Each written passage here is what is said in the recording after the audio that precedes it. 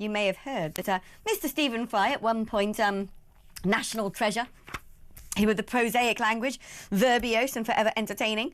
Well, less of a national treasure these days, since ever since Brexit, they get this derangement syndrome where celebrities have to bang drums and become political campaigners. Well, he's just basically stabbed J.K. Rowling straight in the chest.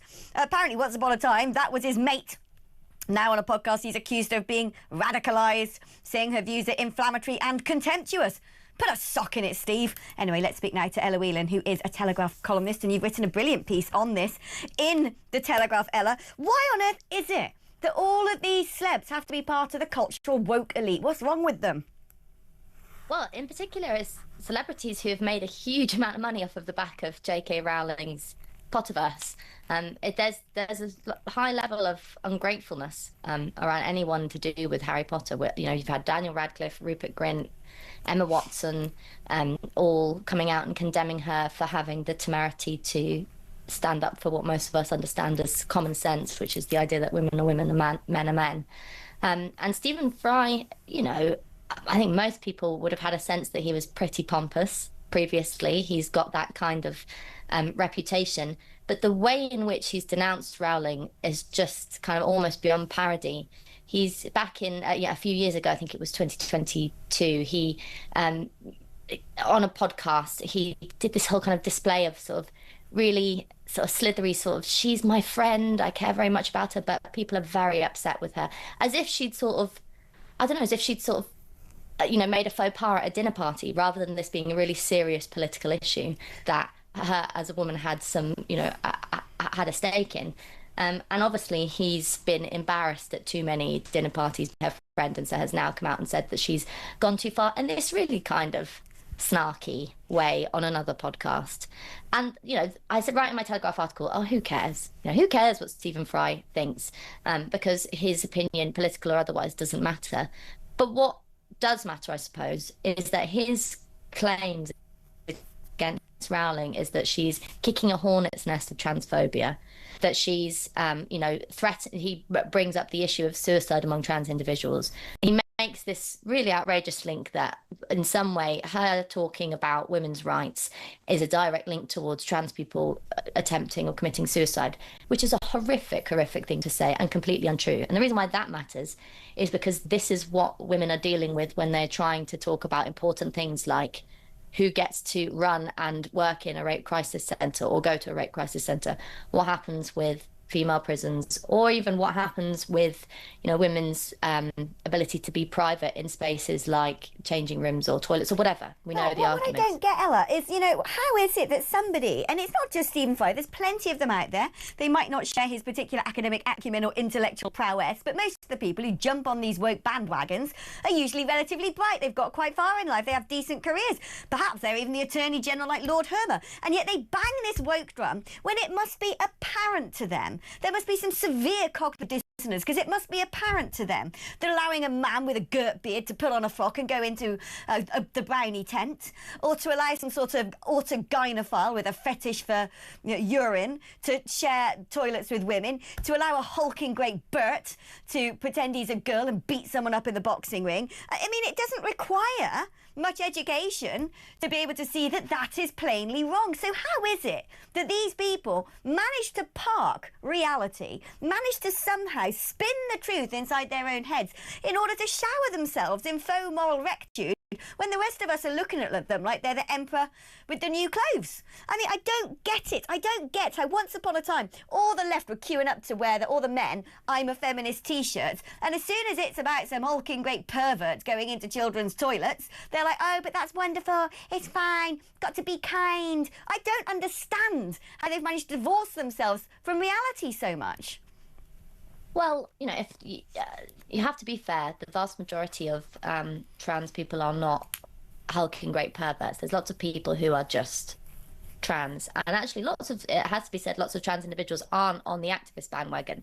They don't want to. They're just getting on with their lives being who they are. I think that's really important to note, because that's why there's this sort of, I think the discussion doesn't tend to happen around those extremes of autogynephiles or the list that you gave, but more around this, there's this kind of cuddly idea that everybody should just be allowed to be who they want to be. And Right. I sign up to that, by the way. I think that there is, we should have flexibility when it comes to people's identity. But the difference is trans activists and their supporters like Fry want us to maintain the idea that people can feel how they want to be, but that they actually are. So it's not about saying this trans woman wants to dress like this and whatever, but it's saying this trans woman is actually a woman, actually like you, Ella, and actually like you, Alex.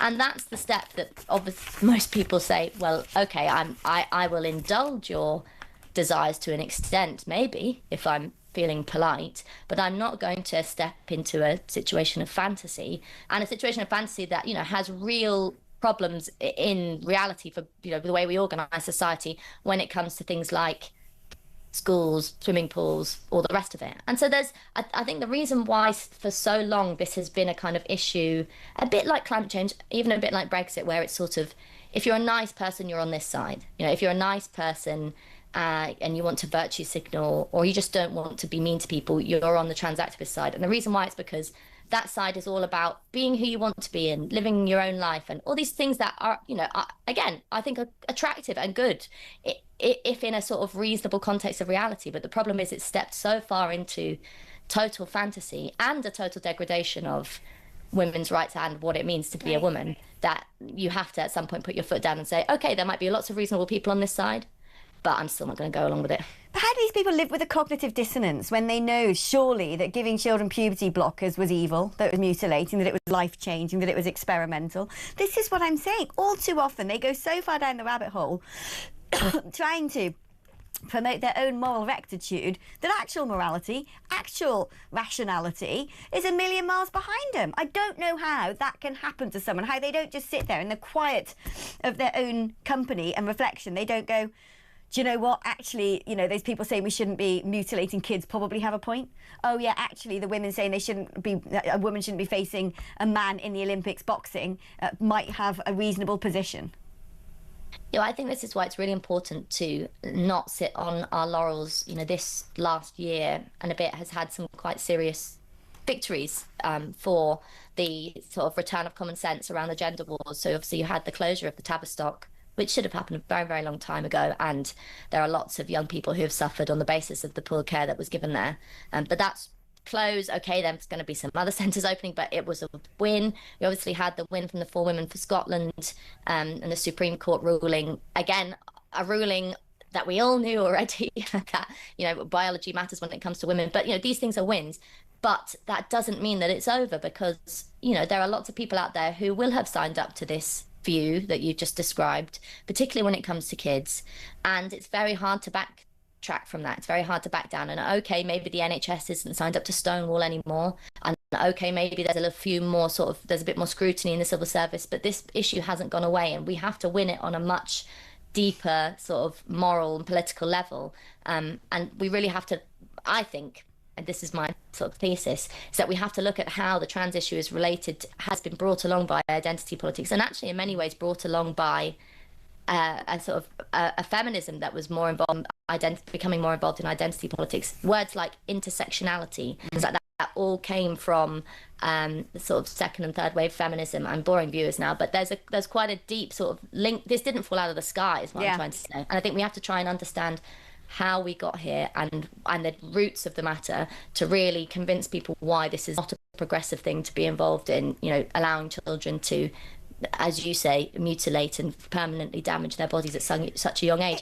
I think it's also really important to sort of revive the idea that a lot of this stuff is quite deeply homophobic. So if you are a boyish girl who finds she wants to wear yoga pants rather than a skirt, and you're told that actually it's easier for you to dislike your body and change your body rather than accept that you're a boyish girl, that's a problem for lesbians, and vice versa if you're a boy who's a bit girly. And so I think a lot of this is sort of rooted in a remaining kind of distaste with gay people, and that's something that hasn't been sort of really looked into yet.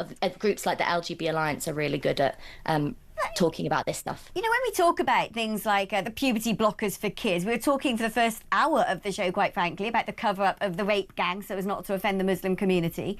It seems to me that there's a positive correlation between all the things that are beatified and venerated and ring-fenced and the stuff that's actually the most harmful to our society. When you look at things like, you know, the importance of the nuclear family, when you look at the importance of protecting culture, and I don't mean sort of art galleries and pretty buildings, although that stuff is important. I'm talking about the sort of framework of morality upon which we built a high trust society. That actually it's the things that are the most harmful to that then seem to be venerated and protected, and the public are then massively gaslit over having any concerns about them.